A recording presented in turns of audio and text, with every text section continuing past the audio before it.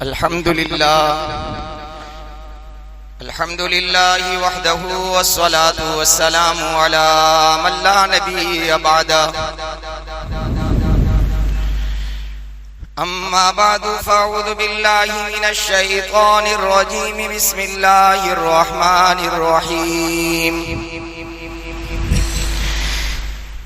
या अय्युहल्लज़ीना आमनू क़ू अन्फुसकुम व अहलीकुम नारा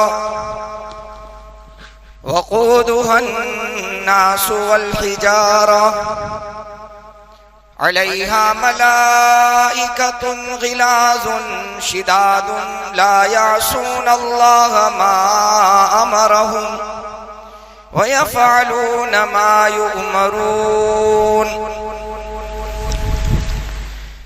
वअन अबी हुरैरह रज़ियल्लाहु तआला अन्हु क़ाल रसूलुल्लाहि सल्लल्लाहु अलैहि वसल्लम मा मिन मौलूदिन इल्ला यूलदु अलल फित्रह फ़अबवाहु युहव्विदानिही औ युनस्सिरानिही औ युमज्जिसानिही औ कमा क़ाल रसूलुल्लाहि सल्लल्लाहु अलैहि वसल्लम। दुरूद शरीफ पढ़ो। या रब्बी सल्ली व सल्लिम दाइमन अबदन अला हबीबिका खैरिल खल्क़ि कुल्लिहिम। काबिल एहतराम हजरात, सामीन किराम, मेरे बुजुर्गों, अजीजों और दीनी भाइयों, अल्लाह सुब्हानहु व तआला ने बगैर इस्तिहकाक के, बगैर हमारे किसी हक के मुझको और आपको बेशुमार नेमतों से अल्लाह ने नवाजा है। अल्लाह की उन अता करदा नेमतों में सबसे कीमती नेमत है इंसान के लिए उसकी जिंदगी। इसीलिए इंसान अपनी जिंदगी के बचाने में सब कुछ अपना दांव पर लगा देता है।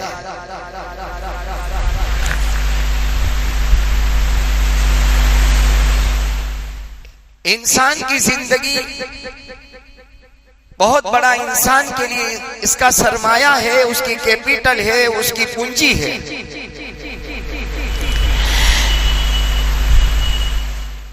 आखिरत की जिंदगी की कामयाबी का मदार इंसान के लिए उसकी दुनिया की जिंदगी है।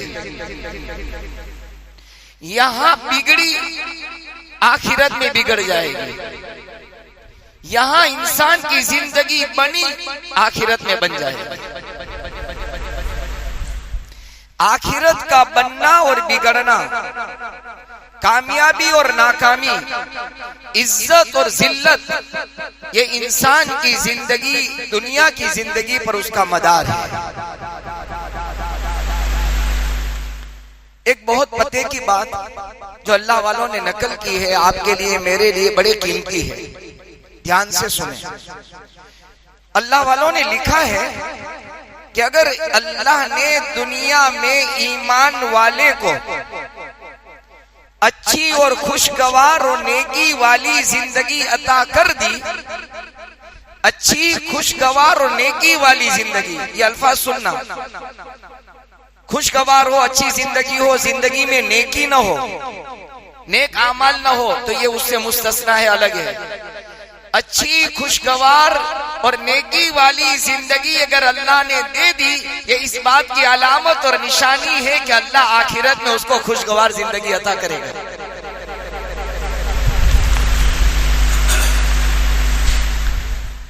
तो मैं बताना और अर्ज करना ये चाहता हूं कि आखिरत की जिंदगी की कामयाबी और नाकामी, इज्जत और जिल्लत का मदार जैसे दुनिया की जिंदगी पर है, ठीक इसी तरह से दुनिया की जिंदगी की कामयाबी और नाकामी, इज्जत और जिल्लत का मदार इंसान के बचपन की जिंदगी पर है। बचपन की जिंदगी अगर मेरी और आपकी सवर गई, आप कहेंगे मौलाना थोड़ा टाइम तो निकल गया, अब ये मौजू और टॉपिक कहाँ आप छेड़ रहे हैं, क्यों मैंने इसको छेड़ा है और क्यों अर्ज करना है बता रहा हूं। तो बताना ये चाहता हूं, अर्ज करना ये चाहता हूं कि इंसान की दुनिया की जिंदगी की कामयाबी और नाकामी का मदार इंसान की बचपन की जिंदगी पर है। इसीलिए अल्लाह वालों ने लिखा है कि बचपन का किया 55 तक चलता है। इसीलिए मेरे और आपके आका मुहम्मदुर रसूलुल्लाह सल्लल्लाहु अलैहि वसल्लम ने हदीस पाक में इरशाद फरमाया, जब तुम्हारा बच्चा या तुम्हारी बच्ची 7 साल की उम्र को पहुंच जावे, नमाज तो बालिग होने के बाद फर्ज होती है, हुक्म लागू होता है, आयद होता है कि बालिग हो 15 साल 14 साल जिस साल में भी बालिग हो जावे, तो कि उस जमाने में फर्ज है नमाज। लेकिन मेरे आका फरमाते हैं सल्लल्लाहु अलैहि वसल्लम कि अपनी औलाद को 7 साल की उम्र में नमाज का हुक्म करो। 10 साल की उम्र में नमाज छोड़ने पर उसको हल्की मार मारो, लकड़ी से नहीं हाथ से तंबी करो। क्यों? पता ये चला कि बचपन की जिंदगी यानी इंसान की आगे की जिंदगी का पूरा मदार बचपन की जिंदगी पर। इसीलिए माहिर अतफाल एक अजीब मसला है हमारे यहाँ, किताब में नहीं पढ़ा, अभी दिल पर बात आई। माहिर अतफाल जो मैंने जुमला कहा उस पर कि जब हमारे छोटे बच्चे बीमार होते हैं तो हर एक ये मशवरा करता है कि चिल्ड्रन स्पेशलिस्ट कौन सा डॉक्टर है, बच्चों का माहिर डॉक्टर कौन सा। क्योंकि बच्चा बीमार हो गया है, स्पेशलिस्ट के पास जाना पड़ेगा, माहिर अतफाल जो डॉक्टर हो उसके पास जाना पड़ेगा। और जाना चाहिए। इलाज और मुआलजा ये मसनून सुन्नत है, सुन्नत की नीयत से जाना चाहिए। लेकिन माफ करना, आज हमारी नीयत भी सही नहीं होती। डॉक्टर के इलाज में हमारी नीयत ये होती है कि मैं अच्छा हो जाऊं। अच्छा तो हो जाएगा लेकिन सुन्नत का सवाब नहीं मिलेगा, सुन्नत के सवाब से महरूम हो जाएगा। कि इलाज करना सुन्नत है मेरे नबी अलैहिस्सलातु वस्सलाम, लिहाजा में सुन्नत पर मुझे इसका सवाब भी मिलेगा और मेरा इलाज भी हो जाएगा। बहरहाल तो माँ अपने जिस्मानी बीमारी के लिए और अपनी औलाद के जिस्मानी बीमारी की तंदुरुस्ती के लिए स्पेशलिस्ट बच्चों का माहिर डॉक्टर पसंद किया जाता है। क्या मुझे और आपको कभी यह ख्याल आया कि जिस तरह मेरे बच्चों की जिस्मानी बीमारी का दुरुस्त होना, तंदुरुस्त होना, सही होना जरूरी है, उससे 100 गुना ज्यादा मेरी औलाद के बचपन की जिंदगी की रूहानी बीमारी का दुरुस्त होना ज्यादा जरूरी है। अगर ये रूहानी बीमारी उसे लग गई, गलत सोहबत उसे लग गई, नमाज छोड़ने की आदत उसे लग गई, झूठ बोलने की आदत उसको पड़ गई, जुबान से गलत कलिमात और जुमले निकालने की आदत पड़ गई और बुरी बच्चों के साथ बैठने की आदत पड़ गई, तो ये दुनिया की जिस्मानी बीमारी तो मौत पर खत्म हो जाएगी। ये रूहानी बीमारी उसे और मुझे जहन्नम की ईंधन और जहन्नम का अंगारा बनाकर पहुंचाएगी। तो माहिर अतफाल एक बुजुर्ग से, अच्छा पीछे थोड़ा मैं बैक में आ जाऊं, हमारी तो जिंदगी का बचपना चला गया, लेकिन हम में से कुछ ऐसे हैं जिनकी औलाद अल्लाह ने दी है, अभी वो बालिग होने से पहले का दौर उसका जमाना चल रहा है, या ये कि हम साहिब औलाद हैं तो हमारे पोते पोतियां नवासे नवासियां, जैसे मुझको और आपको अपनी औलाद से उम्मीदें वाबस्ता होती है, बेटों से बेटियों से, ऐसे ही हमें हमारी पोते और पोतियों, नवासे और नवासियों से उम्मीदें वाबस्ता होती है। इसलिए आप देखना, एक जमाना होता है ना, बाप बेटे से मोहब्बत करता है, जब बेटे की शादी हो जाती है ना तो फिर बेटा नजर से थोड़ा दूर हो जाता है, उसकी औलाद से मोहब्बत शुरू हो जाती है, फिर पोते को लेकर चलेगा, पोती को लेकर चलेगा, बेटी आएगा तो नवासी को लेकर चलेगा, नवासे को लेकर चलेगा, मोहब्बत करेगा। एक फितरत अल्लाह ने रखी। दूसरी दरमियान में एक बात अर्ज करूंगा, माहिर अतफाल बुजुर्ग का कौल बाद में अर्ज करूंगा। अल्लाह कितना करीम, अल्लाह कितना रहीम, अल्लाह कितना फजल वाला, अल्लाह कितना करम वाला, अल्लाह कितना अता करने वाला, अल्लाह कितना नवाजने वाला। मैंने जो रिवायत पढ़ी सही है, इनकी रिवायत है, सैयदना अबू हुरैरा रज़ियल्लाहु ताला अन्हु फरमाते हैं, मा मिन मौलूदिन इल्ला यूलदु अलल फितरा, अल्लाह की जमीन पर, अल्लाह की धरती पर पैदा होने वाला हर इंसान फितरत इस्लाम पर पैदा होता है। अल्लाह का शुक्र मानो, अल्लाह का एहसान मानो। दुनिया में कितने मज़ाहिब, कितने धर्म, सारे धर्म, सारे मजहब अल्लाह के यहाँ मरदूद है, ना मकबूल है, रिजेक्ट है। अल्लाह ने उसको अपने दर से धुतकार दिया है। अगर अल्लाह ने पसंद किया तो इस्लाम को पसंद किया है। जैसे अल्लाह को इस्लाम पसंद, इस्लाम वाला भी अल्लाह को पसंद। तो सैयदना अबू हुरैरा रज़ियल्लाहु ताला अन्हु फरमाते हैं, हर बच्चा जब पैदा होता है तो फितरत इस्लाम पर पैदा होता है। फ़अबवाहु युहव्विदानिही औ युनस्सिरानिही औ युमज्जिसानिही, फिर उनके माँ बाप या तो उसे यहूदी बना देते हैं, या उसे नसरानी बना देते हैं, या उसे काफिर और मुशरिक और हुनूद बना देते हैं। बाप जैसा होता है, औलाद उसके साचे में ढल जाती है। जब हम इस बात को एक्सेप्ट करते हैं, इस बात को कबूल करते हैं, इस बात को मानते हैं कि औलाद बाप की रविश, बाप के नक्शे कदम पर चलती है, तो क्या ख्याल है मेरा और आपका, अगर बाप बेनमाजी हो तो बहुत मुश्किल है कि औलाद नमाजी बनेगी। बहुत मुश्किल है, नामुमकिन नहीं कह रहा हूं, बहुत मुश्किल है।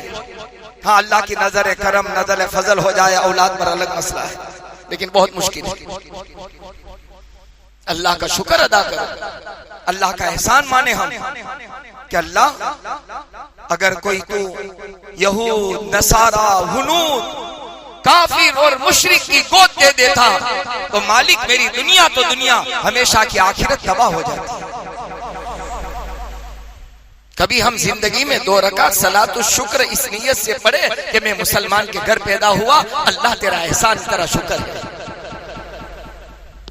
वरना मरने के बाद दुनिया में भी जलता, चीता पर रखा जाता, आग के अंगारों के हवाले कर दिया जाता, और यहां से अंगारे के साथ लेकर हमेशा की आग में जलता रहता। कभी सलातुल शुक्र ये भी पढ़े, अल्लाह ने इस्लाम दे दिया, ईमान दे दिया, हमेशा की आग, दुनिया की आग से भी बचा लिया और आखिरत की आग से भी बचा लिया। तो माहिर अतफाल उस बुजुर्ग से किसी ने पूछा, हजरत बच्चों की तरबियत और बच्चे के बनने का जमाना कौन सा है, मैं बच्चों की तरबियत कब करूं? तो उस माहिर अतफाल अल्लाह वाले बुजुर्ग ने कहा कि अभी आपके यहाँ बच्चे की विलादत का जमाना कितना बाकी है। होता है ना, जब शादी होती है और अहलिया हमल और प्रेग्नेंट होती है तो उम्मीदें होती है शोहर को, माँ बाप को कि हमारे यहाँ अल्लाह ताला गोद भरेगा। तो पूछा, आपके यहाँ विलादत के दिन अभी कितने बाकी है, कितने महीने बाकी है? तो उस पूछने वाले ने कहा, हजरत विलादत की बात कर रहे हैं, मेरे यहाँ तो बच्चे की विलादत हो गई 6 साल गुजर गए। कितने साल? 6 साल। उस माहिर अतफाल बुजुर्ग ने, उस अल्लाह वाले ने आह भरी, आह, अल्लाहु अकबर, इन्ना लिल्लाहि व इन्ना, जैसे बहुत बड़ा नुकसान हो गया।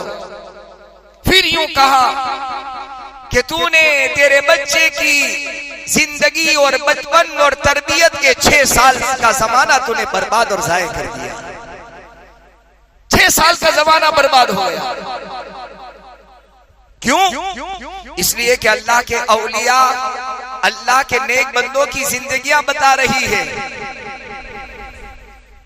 कि अभी हमल ठहरा ही है, पता नहीं बच्चा होगा या बच्ची होगी, जिंदा आएंगे या अल्लाह के आने के साथ पता नहीं क्या होगा, वो अल्लाह जानता है। लेकिन तरबियत का हाल देखो, तरबियत का हाल ये था। बहुत दूर जाने की जरूरत नहीं, फजाइल आमाल जिनकी हम पढ़ते हैं, हजरत मौलाना शेख ज़करिया साहब मुहाजिर मदनी नव्वरल्लाहु मरकदहू, गालिबन आप बीती में आपने किसी सवाने में लिखते हैं कि मेरे वालिद को कुरान करीम के चंद पारे चंद रुकू बचपन ही में याद हो गए थे। इनके वालिद मोहतरम हजरत मौलाना मुफ्ती यहया साहब कांदलवी नव्वर अल्लाहु मरकदहु, जो हजरत मौलाना शाह मोहम्मद इलियास साहब नव्वर अल्लाहु मरकदहु बानी तबलीग के भाई थे। कहा कि मेरे अब्बा मुफ्ती यहया को बचपन ही के अंदर कुरान याद हो गया था। पूछा क्यों? तो कि मेरी माँ हालत हमल के अंदर, मेरी माँ हालत हमल प्रेग्नेंट के जमाने में मेरी माँ कसरत से कुरान पढ़ती थी, और उसका बय्यिन जीता जागता सबूत और दलील ये है। शेख हजरत ज़करिया रहमतुल्लाह अलैह खुद अपने ये फजाइल रमजान में लिखते हैं कि हमारे घर में रोजाना हमारे घर की मस्तूरात 10 पारे 15 पारे रोजाना पढ़ लेती है। 10 और 15 पारे रोजाना रमजान में। कुरान कितने खत्म होते होंगे पूरे रमजान में जो 10 पारे और 15 पारे रोजाना घर की मस्तूरात पढ़ती हो। बहरहाल तो उस माहिर अतफाल बुजुर्ग ने एक जुमला ये कहा कि 6 साल का जमाना तूने तेरी औलाद का बचपन की तरबियत का तूने बर्बाद और जाये कर दिया। इसीलिए इमाम गिजाली रहमतुल्लाह अलैह ने लिखा है बच्चों की तरबियत का जमाना तो उसी वक्त शुरू हो जाता है। इमाम गिजाली ने तो ये लिखा है, मैं अपनी तरफ से अर्ज कर रहा हूँ, इमाम गिजाली ने लिखा है जब बच्चा पैदा होता है, जिंदगी का पहला सांस अल्लाह की जमीन पर लेता है, माँ की गोद में आते ही उसकी तरबियत का, उसके बनने और बिगड़ने का जमाना शुरू हो जाता है। इसीलिए शरीयत इस्लाम ने हुक्म दिया, माँ की गोद में जब बच्चा पहली सांस ले, पहला दिन हो, पहला मिनट, पहली घड़ी हो, तो शरीयत ने हुक्म दिया कि जल्दी से कोई आवाज उसकी कान में न पहुंचाओ, सबसे पहले अल्लाहु अकबर कराओ। यही तो हुक्म है, अजान दो, कोई और बात न सुनाओ, कोई बात और न पुकारो। अपनी औलाद के कान में यूं न कहो अब्बा के अम्मा के, बल्कि यूं के तेरा पैदा करने वाला खालिक और मालिक अल्लाह सबसे बड़ा है, अल्लाह सबसे बड़ा। और उसके कान में ये आवाज पहुंचाओ कि आने वाले बच्चे या आने वाली बच्ची तू जो पैदा हुई है वो मोहम्मद रसूलुल्लाह सल्लल्लाहु अलैहि वसल्लम की गुलाम बनकर आई है। अशहदु अन्ना मुहम्मद रसूलुल्लाह, कि तू नबी की गुलाम बनकर या नबी का गुलाम बनकर आया। तो इमाम गिजाली रहमतुल्लाह अलैह तो ये लिखते हैं कि तरबियत का जमाना जिंदगी के पहले सांस से शुरू हो जाता है। हमारे यहाँ उसमें बहुत सुस्ती है, बहुत सुस्ती। बच्चों के बारे में कोई इसकी केयर नहीं, देखभाल नहीं, इंतजामात नहीं। जल्दी से हम, बल्कि होना तो ये चाहिए था, माफ करना, होना ये चाहिए था, अल्लाह मेरे दिल में बात डाला है, होना ये चाहिए था। आमतौर पर ये होता है बच्चा पैदा हो जाता है, घंटे 2 घंटे बाद फोन आता है, मौलाना 2 घंटे हुए बच्चा पैदा हुआ। होना तो ये चाहिए था कि हम इंतजार करते, जब डॉक्टर ने कह दिया ऑपरेशन में चले गए या वक्त हो गया है डिलीवरी का, बच्चे के पैदा होने का, हम पहले से इंतजाम रखते कि किसी अल्लाह वाले को बुलाकर, साहिब दिल को बुलाकर, क्या आप थोड़ी देर आधा घंटा यहाँ तशरीफ रखे, हमारे घर में एक अल्लाह की अमानत आने वाली है, जैसे ही इसकी विलादत हो सबसे पहले हम अल्लाहु अकबर की सदा बुलवाएंगे। माहिर डॉक्टर के इंतजाम तो सारे हो जाते हैं, इसके ईमान और इसके इस्लाम और नबी की गुलामी और अल्लाह की रबूबियत और अल्लाह की बंदगी और अल्लाह का बंदा बने, उसका कोई इंतजाम नहीं। इसका नुकसान क्या होता है पता है आपको? नुकसान ये होता है बाज़े मर्तबा पैदा होने वाला बच्चा या बच्ची वीकनेस होते हैं, कमजोर होते हैं, यहाँ विलादत हुई वहां उसे फौरन कांच की पेटी में रख दिया गया। आमतौर पर हो चुका है अब तो। ये तो एक बिजनेस बना लिया है, माफ करना, इसलिए कि जितने बाज अस्पताल ऐसे हैं कि जिनको हुकूमत की तरफ से मुआवजा और उसका बदल दिया जाता है, पैसे दिए जाते हैं कि जितने दिन जितने घंटे रखेंगे सारा बिल हुकूमत पे करेगी। अब वो कौन कैसे पसंद करेगा वो बाहर रहे कि भाई बहुत वीकनेस है, इस बेचारे को क्या पता। कि वीकनेस है नहीं है क्या है क्या पता, डॉक्टर ने कह दिया नुकसान ये होता है, नुकसान ये होता है जब पहले से इंतजाम नहीं होता तो यहाँ पैदा हुआ और वहां फौरन कांच की पेटी में चला गया, फिर पता नहीं कितने दिन रखा जाता है और क्या होता है अल्लाह जानते हैं। अगर पहले से इंतजाम होता फौरन कहते 2 मिनट सब्र कर लो, पहले कांच की पेटी में रख देना, हमारा काम बन जाता। ये करने के काम है, ये करने की जरूरत है। मौजू तो मैंने ये पढ़ा भी नहीं था किताब में, अचानक से याद आया, चूंकि फोन आते रहते हैं कि मौलाना कांच की पेटी में रख दिया, अब मैं क्या करूं। तो तुझे जो पहले करना चाहिए था, अब वो जो तू बता रहा है वो तुझे पहले करना चाहिए था। जब तुझे पता है आधा एक घंटा किसी से वक्त ले लेता, टाइम ले लेता। बहरहाल इमाम गज़ाली रहमतुल्लाह अलैह फरमाते हैं कि बचपन ही इस बात की दलील है कि पैदा होते ही पहले सांस से तरबियत का जमाना शुरू हो गया। अल्लाह वालों का हाल तो ये है कि जब औरत हमल से हो, प्रेग्नेंट हो, इसलिए अल्लाह वालों के हालात जिंदगी में लिखा है कि इन्होंने हमल के जमाने में आपस में मशवरा किया कि हम कोई शक वाली चीज नहीं खाएंगे, हराम नहीं, नाजायज नहीं, जिस चीज के बारे में शक हो जाए हलाल है या हराम, जायज है या नाजायज, कहा उसको भी नहीं छुएंगे, इसलिए कि उसका असर बराह रास्त हमारी औलाद पर पड़ेगा। इसीलिए उलमा ने एक अजीब बात लिखी, बहुत ध्यान से सुनना, बड़े पते की बात, सुनहरे हुरूफ से लिखे जाने की बात है। उलमा ने लिखा है हमारे बच्चों और हमारे बच्चों के बचपन की कामयाबी और नाकामी का मदार 2 चीजों पर है। कितनी चीजों पर? एक तो नेक माई, कैसी माँ? नेक माई, एक नेक माई, और दूसरे हलाल कमाई। नेक माई और माँ जब नेक होती है तो इनकी औलाद से ख्वाजा खाजगान मोइनुद्दीन चिश्ती पैदा होते हैं। एक बात पते की लिख लेना, नोट कर लेना, कोई दुनिया के अंदर नेक बनकर पैदा नहीं होता, पैदा होने के बाद उसकी जिंदगी नेकी वाली, तो आगे बढ़कर वो नेक बनता है। नेक बनकर पैदा नहीं होते, जब दुनिया में आते हैं तो अल्लाह ताला नेकी वाली जिंदगी, और नेकी वाली जिंदगी कब मिलेगी उसके लिए उलमा ने एक बात लिखी है, अच्छा माहौल, अच्छी तालीम, अच्छी तरबियत, अच्छी सोहबत। पूछते भी नहीं हम अपने बच्चों को, बेटा 4 घंटे से गया कहाँ था? 4 घंटे हो गए, कहाँ गया था, किससे मिला, कितनी देर कहाँ बैठ कर आया, पूछते तक नहीं। मोहब्बत और शफकत इसका नाम नहीं है, याद रखना। अगर ऐसी मोहब्बत और शफकत के औलाद की इंक्वायरी न की गई, पूछताछ न की गई और उन पर नजर न रखी गई, तो कहीं ऐसा न हो कि हमें ये खून के आंसू रुलाए। बहुत सारे माँ बाप आज खून के आंसू रो रहे हैं। वक्त था इस औलाद को आंखों की ठंडक बनाने का, इस औलाद को दिल का सुरूर और सुकून बनाने का। वक्त था उनको इस औलाद को बुढ़ापे का सहारा और आखिरत में नजात का जरिया बनाने का मौका था, हाथ से निकाल दिया, गवा दिया। इसीलिए दीनी तालीमी काउंसिल का एक बहुत बड़ा इजलास हुआ था, कॉन्फ्रेंस हुई थी।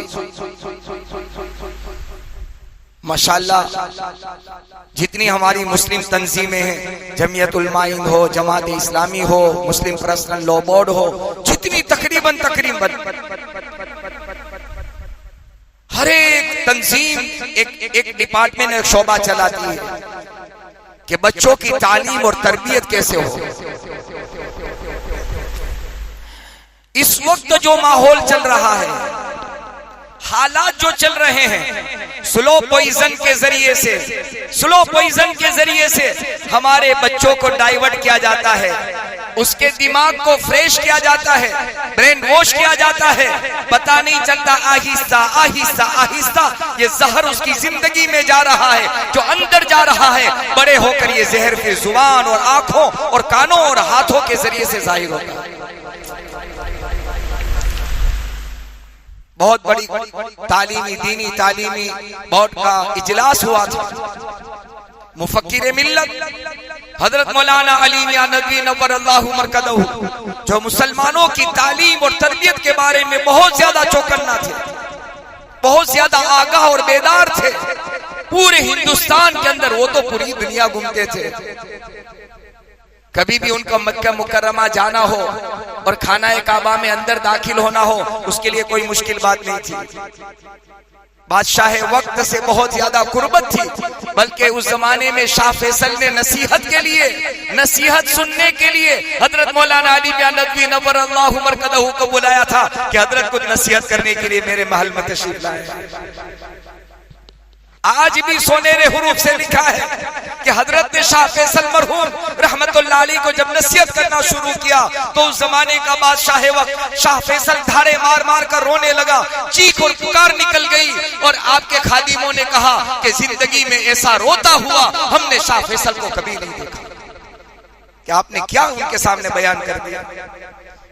उनका जुमला नकल करने के बाद बात खत्म करता, क्योंकि इंशाल्लाह पाबंदी के साथ भी इस पर बात खत्म करनी है। हमारे बहुत सारे अस्पताल वाले साथी बहुत सारे आते हैं। बहरहाल उस तालीमी काउंसिल के अंदर हजरत मौलाना अली मियां नदवी नव्वरल्लाहु मरकदहू ने एक तारीखी जुमला मुसलमानों से कहा कि मुसलमानों, अगर हमने अपने बच्चों की तालीम और तरबियत, उनके अच्छे अखलाक, अच्छी सीरत को बनाने की फिक्र न की और ये बिगड़ गए, तो मैं इस बात को ज्यादा पसंद करता हूँ कि ये मेरी औलाद बड़ी बने। मैं इस बात को ज्यादा पसंद करता हूँ कि मेरी औलाद बचपन में मर जाए। मेरी औलाद का बचपन में मर जाना मैं ज्यादा पसंद करता हूँ, इस हाल में कि वो बड़ा बनकर बुरे अखलाक, बुरी सोहबत, झूठ, धोखा और पूरी उम्मत को नुकसान पहुंचाए, खुद भी जहन्नम में जलेगा और अपने माँ बाप और अपने माशरे को जहन्नम में पहुंचाएगा। मैं ज्यादा पसंद करता हूँ मेरी औलाद बचपन में मर जाए। मैं उस औलाद को पसंद नहीं करता हूँ जो बड़ी होकर के खुद मुसीबत का सामान बने, बुरे अखलाक खुद इख्तियार करे, बुरे अखलाक की दावत दे, झूठ इख्तियार करे, झूठ की दावत चलाए और मोहम्मद रसूलुल्लाह सल्लल्लाहु अलैहि वसल्लम की जिंदगी से बगावत करे, नबी की जिंदगी से बगावत करे, खुद ऐसी जिंदगी गुजारे और दूसरों को इस राह पर चलाकर जहन्नम का ईंधन बना दे, जहन्नम का सामान बना दे, माँ बाप को भी जहन्नम में ले चले। मैं उसको पसंद नहीं करता हूं, इससे ज्यादा मुझे पसंद है मेरा बच्चा बचपन में फौत हो जाए। इसलिए आपसे गुजारिश करता हूं इस मौजू को इंशाल्लाह तरबियत कैसे करे, कैसी होनी चाहिए, अल्लाह से दुआ है अल्लाह ताला हमारे बच्चों को अच्छी सोहबत, अच्छे अखलाक, अच्छे अकाईद और अल्लाह ताला जब रिश्तों के वक्त आए अल्लाह नेक और साले जोर रिश्ते हमारी औलाद को नसीब फरमाए। दुनिया में हमारे लिए सहारा, आसरा, आंखों की ठंडक, दिल का सुरूर और सुकून, आखिरत में अल्लाह हमारे लिए निजात का जरिया बनाए। दो जरूर